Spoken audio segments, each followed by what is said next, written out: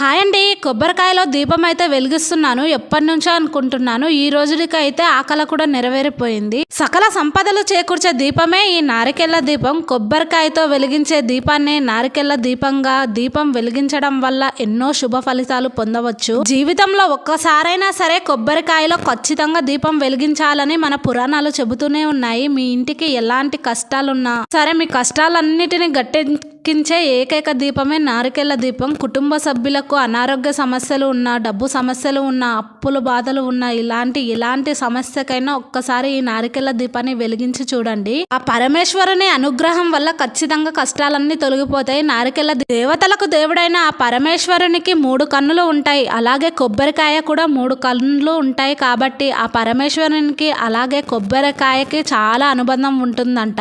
కొబ్బరికాయలో త్రిమూర్తులు కూడా నివసిస్తూ ఉంటారు. కాబట్టి ఈ దీపాన్ని ఒక్కసారి వెలిగించుకోండి. ఉంటాను.